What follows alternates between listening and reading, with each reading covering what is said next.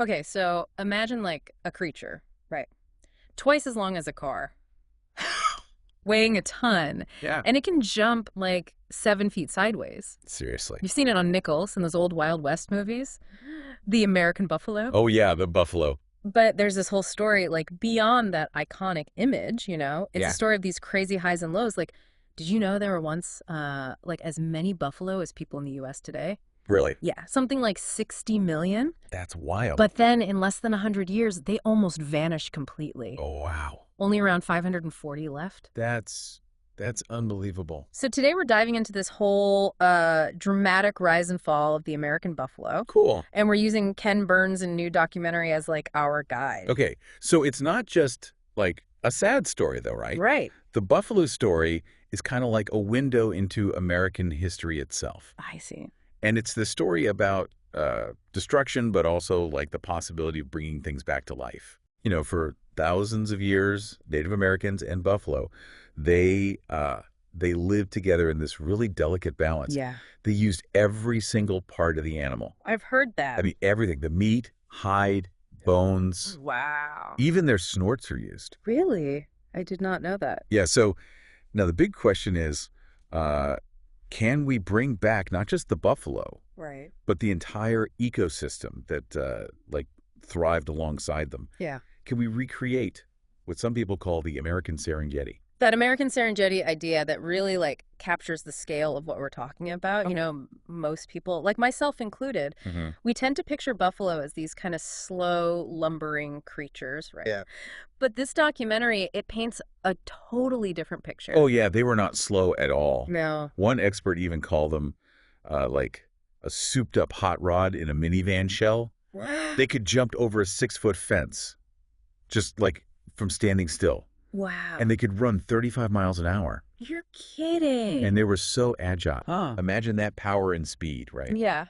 Spread across this massive area from Alaska all the way down to the Gulf of Mexico. They were even on the East Coast. No way. Yeah, there were buffalo grazing near what's now Washington, D.C.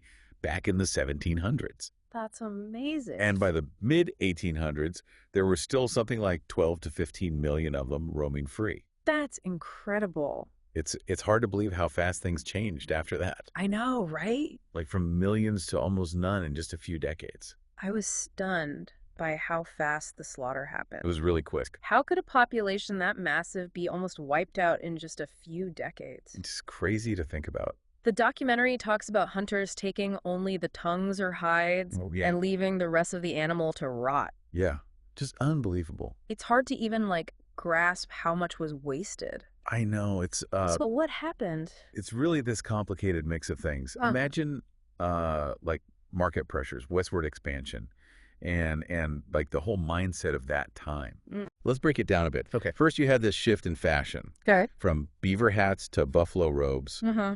And then there was this huge need for leather belts. Leather belts? Yeah, to power all the machinery of the Industrial Revolution. Oh, I see. So suddenly everyone wanted buffalo hides. Okay. And unfortunately, this happened right when the railroads were expanding. So that made it easier to transport the hides. Exactly. And more profitable. Yeah, it was like the perfect storm. So you have this unfortunate combination of supply and demand. Right. And then underlying all of this was this idea of manifest destiny, right? Oh, yeah. This belief that America had a God-given right to exploit the land and its resources. It's kind of disturbing how that kind of thinking led to such terrible consequences. Yeah. Not just for the buffalo, but for the Native American tribes who depended on them. It's a dark chapter for sure. It really makes you think about how we're still dealing with similar problems today, Totally. This urge to exploit resources without thinking about the long-term consequences. Yeah, like we never learn. It seems to be a recurring theme in human history. It really does. But let's shift gears a bit. Okay. The documentary introduces this really fascinating guy, William T. Hornady. Oh, yeah. He was a taxidermist at the Smithsonian, Right. but also a skilled hunter Mm-hmm. and a pioneer in conservation. Interesting. He actually played a big role in creating zoos. Really? which actually helped save the buffalo. Wow. So he was like into saving them, but also hunting them. It's kind of ironic, right? Yeah, totally. We were just talking about how the buffalo story, it isn't just about the numbers, right? Yeah. It's about restoring those relationships, the traditions, and like even healing some of those historical wounds. It's powerful. One of the things that makes this documentary so interesting is how it brings the story to life through the actions of like specific people. Yeah, people. It's almost like a who's who of American history. Totally. And the conservation movement. It's true. Yeah. You've got these big figures like Okay. Victor Roosevelt, right? Oh yeah, Teddy. The Rough Rider. He was quite a character. Who turned into this this big conservationist. Mm-hmm. Then there's Buffalo Jones. Buffalo Jones. Now that's a name. This like eccentric frontiersman who went from, hunting bison to trying to save them. Wow, that's a big change. And of course, there's William T. Hornady. The taxidermist, right? Right. We were talking about him earlier. Yeah, each of their stories is just like fascinating. Totally. And they all kind of fit together. Right.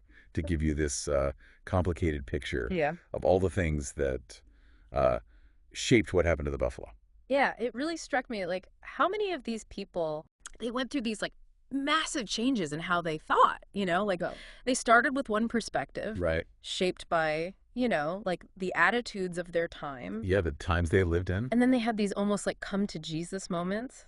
Oh, yeah. That led them to become, like, really passionate about conservation. Yeah, they totally changed. Victor Roosevelt's a great example, right? Yeah, definitely. When he was younger, he was a big hunter. A huge buffalo hunter. He even had, like, trophies on his walls. Yeah, I know. But then, as he saw, like, how much destruction was happening, his perspective totally shifted. Really? He saw how everything was connected in the ecosystem and that they needed to protect what was left. I see. He became like a total champion for conservation. Wow. He started national parks. Yeah. And really fought for wildlife protection. That's inspiring, It is. That someone with that much power, like Roosevelt, could change so much. It really shows you the power of experience, right? Yeah, it really does. And that people can grow. Yeah, that's great. But like we were saying before, we also got to remember that these historical figures, they're complicated. Right. They're not perfect. Like Roosevelt,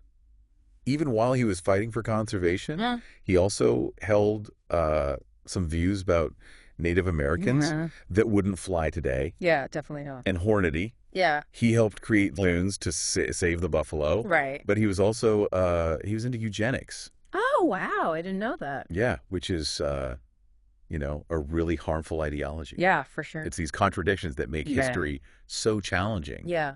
But also so fascinating. Totally. I think instead of trying to label these historical figures as just like good or bad, maybe it's better to look at their actions, right? And their beliefs. Yeah. In the context of their time. You got to look at the big picture. We can recognize, what they contributed, but also see the limits of their perspective. Absolutely. I think the documentary does a good job of that, like showing these figures with all their complexities, right? Exactly. It doesn't shy away from the tough stuff. Yeah, it doesn't hide anything. And it lets us grapple with, the complicated reality of history. Messy. So we have these really interesting individuals shaping the buffalo's fate. But there's also this bigger force happening, right? The conservation movement. Yeah.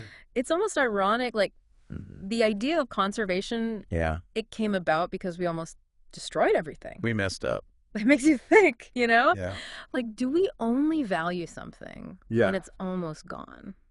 It's a good question. Yeah, for sure. But that feeling of like urgency. Yeah, that urgency. It really pushed a lot of those early conservation efforts. I see. And even though those efforts, they came from complicated places sometimes. Yeah. They ended up laying the foundation for the environmental movement that we know today. That's really interesting. It is. The documentary highlights this tension, right? Okay. Between wanting to protect nature for its own sake and the idea of like managing it so we can use it sustainably. Right. We still see that debate today. Yeah, for sure. Totally. And the buffalo story really shows that tension, right? Oh, yeah, it's a perfect example. Some people say we should just protect ecosystems completely, leave them untouched, while others think we should Yeah. manage them, like allow some hunting or grazing to Yeah. keep the populations and ecosystems healthy. It's tough. There's no easy answer. No, there isn't. It really comes down to different values Mm. and what people think is most important. It seems like the buffalo's story is it's full of these tensions, contradictions. Hmm. We see the urge to exploit, right? Yeah. But also the desire to preserve. Right. We saw the power of what humans can do, Mm-hmm. but also how fragile the natural world really is. Oh, yeah, it's all connected. It's all, yeah, all these forces are, they're all mixed together. They are. Now, what about Native Americans in all of this? Oh, yeah. We talked about it a bit, but I'd love to hear more about Yeah. how the documentary presents their point of view. One of the most powerful things about the documentary Yeah. is how it really puts Native American voices at the center. They aren't just like subjects in the story. Right. They're actively involved, Yeah. sharing their experiences, their Yeah. perspectives on Yeah. what the buffalo means to them. I keep thinking about that quote, you know? Oh, yeah. The one about, The one about killing the things you love. yeah, that's a powerful one. It really highlights that that really deep connection Yeah, a deep connection. that many Native American tribes have with the buffalo. It's not just a resource to them. Right. It's like a relative, a spiritual being. It's a totally different way of seeing things Yeah, it is. than that purely practical view Uh-huh. that almost led to their extinction. It's a different way of thinking. Bringing back the buffalo also has like real benefits for those communities. Oh, absolutely. We were talking about the nutritional value of bison meat. Yeah, it's really healthy. It's a much healthier choice than a lot of Yeah. modern diets. It's Yeah. like a Yeah. holistic way of restoring things Yeah. that sees how cultural identity, Right. ecological health, and human well-being are all connected. It's all connected. And then there are projects like American Prairie, Oh, yeah. which Yeah. are trying to create this massive preserve, millions of acres, Wow. where bison can roam free. It's amazing. It's like basically recreating that American Serengeti we were talking about. It's an ambitious project, It is. but it's really inspiring. Yeah, it is. What do you think, like, the long-term impact of something like that could be? I mean, just imagine it. Yeah. Huge herds of buffalo, Yeah.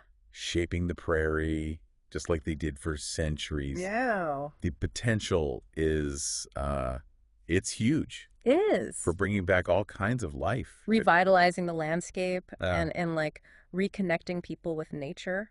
It's really exciting. It seems like the buffalo story is it's changing, Mm-hmm. from this tragedy to one of hope and renewal. Yeah, I think that's right. Do you think that's like an accurate way to put it?